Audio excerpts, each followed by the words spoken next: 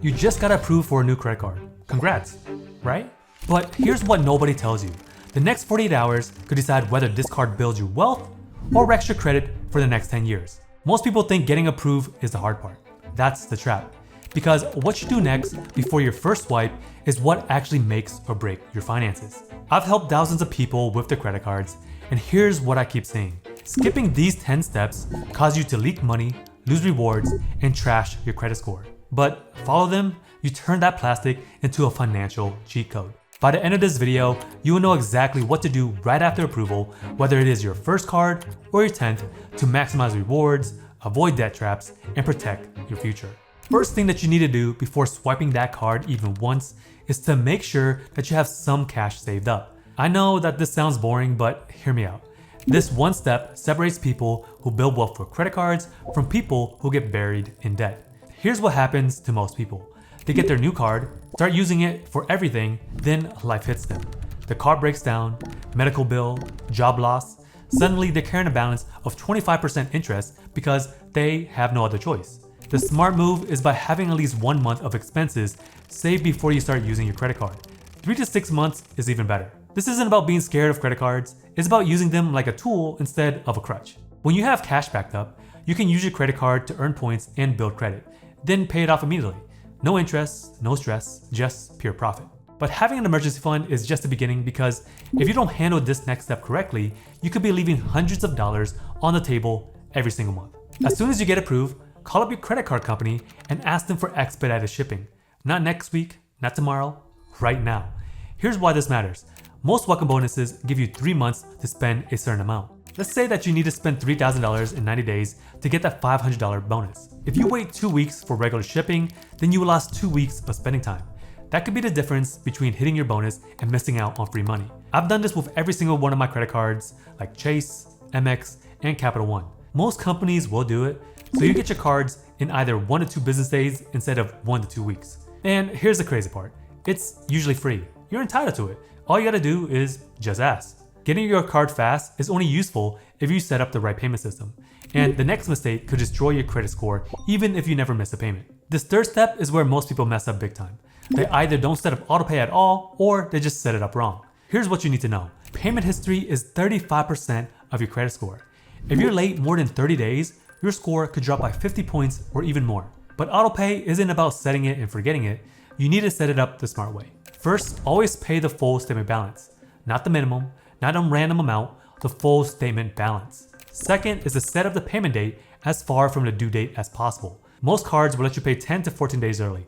Just pick the earliest option. Because if something goes wrong with your autopay, you still have time to fix it. If you set up to pay the day before it's due and your bank account doesn't have enough money, then you're screwed. Third is by linking it into a checking account that always has money in it. This goes back to having an emergency fund. You need to know that the money will be there when autopay runs. Here's a pro tip that most people don't know. Most credit card companies will allow you to change your payment due date. Pick one day of the month that works for you and set it up for all of your cards on that same day. This way, all of your credit card payments happen on the same day, which makes it easier to budget and track your cash flow. I set up autopay on every single card that I get, and it saved me from missing payments more times than I can count. But even perfect autopay won't help you if you don't understand this next concept. And this mistake is silently destroying people's credit scores every single month. Your credit utilization is the second biggest factor in your credit score. It's how much of your available credit that you're using. So here's what people don't understand. It gets calculated on your statement closing date, not when you pay your bill, when your statement closes. So if you have a $1,000 limit and your balance is $500 when your statement closes, that's 50% utilization, even if you pay it off the next day. 50% utilization will tank your credit score. The rule is to keep it under 30%, but if you really want to boost your score, keep it under 10%.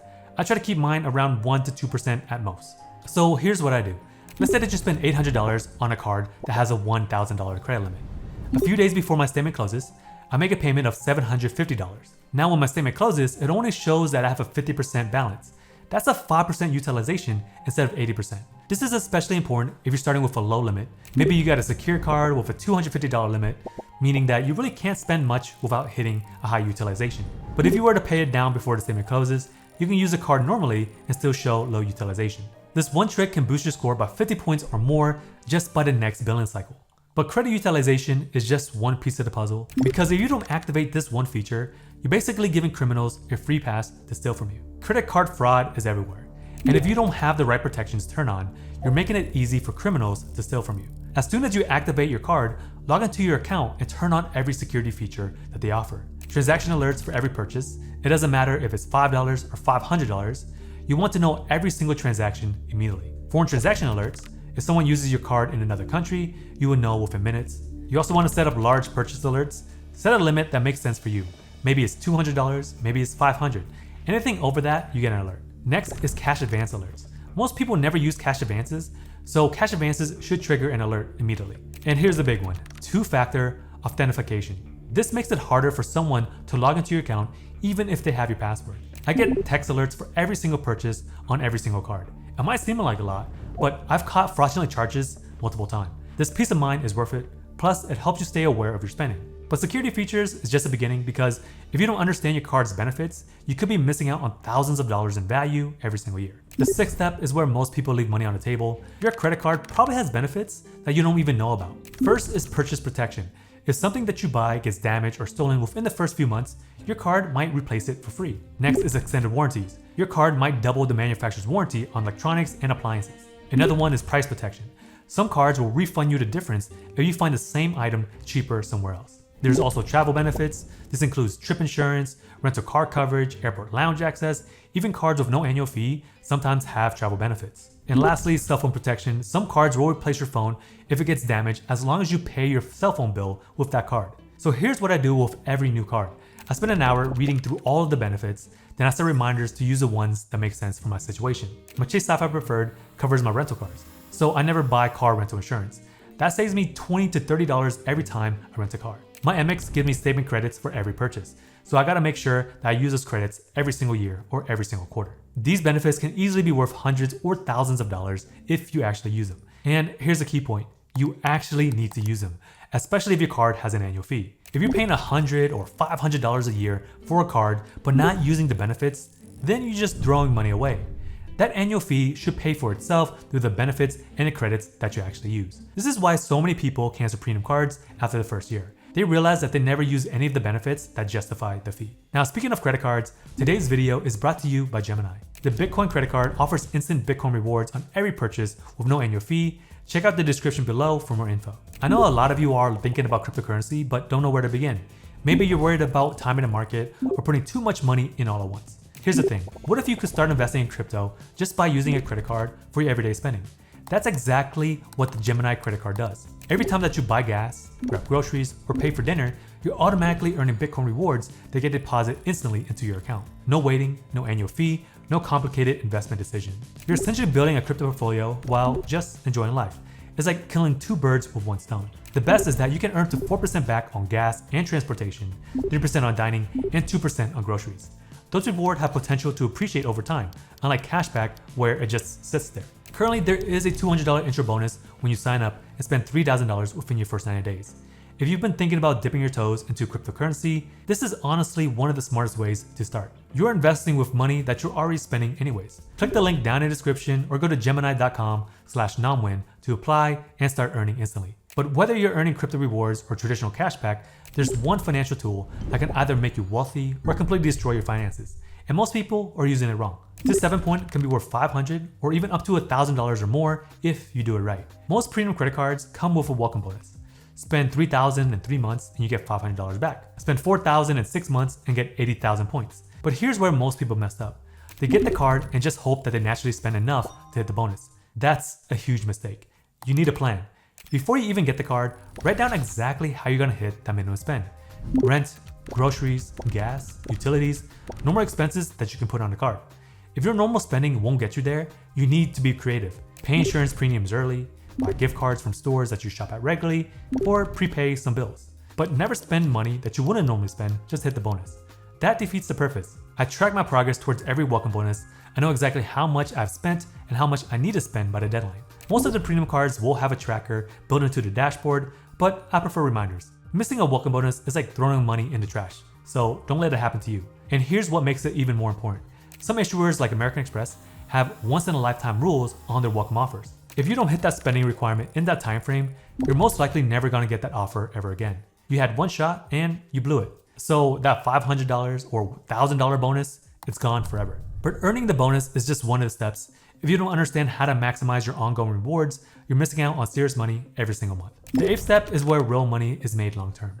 Your credit card rewards program is probably more complicated than you think. And if you don't understand how it works, then you're just leaving money on the table every time that you swipe. First, you want to figure out what type of rewards that you earn. Is it cashback, points, or miles? Because each one works a little bit differently. Cashback is simple. You just get a percentage back from your purchases. But even with cashback cards, they have different rates for different categories. Points and miles are a little bit trickier. The value depends on how you redeem them. Points might be worth 1 cent for cashback, but 2 cents each for travel. Some cards have rotating categories that change every single quarter. You might get 5% back on gas stations one quarter, then groceries the next. But here's the key. You usually have to activate these bonus categories. They just don't happen automatically. Normally you will get an email every quarter to activate, and all you gotta do is just click it. I've seen people miss out on thousands of dollars in rewards because they forgot to click a simple button. Also, some rewards expire. Points on certain credit cards disappear if you don't use them within a few years. So you want to make sure that you read your terms, understand the program, and maximize the rewards. But even the best rewards program won't even help you if you're not tracking your spending properly. And this next step could be the difference between building wealth or going to debt. This 9th step is crucial for staying in control of your spending. Credit card makes it easy to lose track of money. You're not handing over cash, and you're not seeing your bank account balance go down immediately. That's why you need a system to track everything. I recommend connecting all of your cards to a budgeting app like Monarch or YNAB.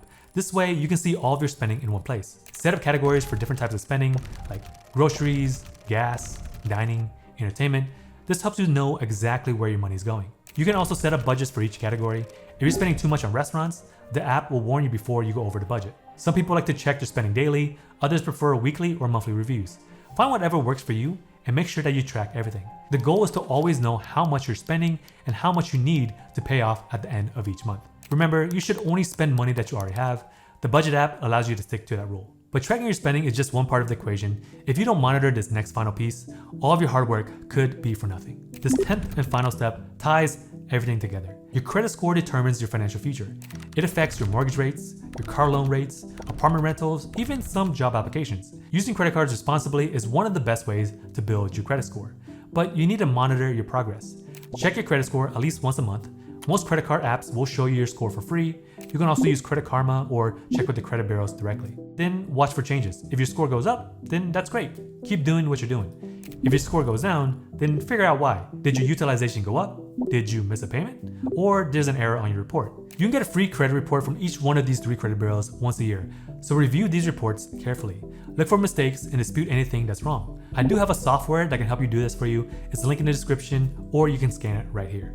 Building good credit takes time, but if you follow all 10 of these steps, you will already see steady improvements over months and years. Your credit score will go up, you'll earn rewards on every purchase, and you'll have a better financial security. And most importantly, you avoid a debt trap that destroys so many people's finances. So that's exactly how to set up any new credit card for maximum success and minimum risk. But here's something that I didn't tell you at the beginning of this video. Everything that I just shared with you could be completely worthless if you even make one mistake when applying for your next credit card. There are 5 things that will get you automatically denied even if your credit score looks perfect. Click on this video right here where you learn the 5 things to never write on a credit card application. I'll see you in the next one.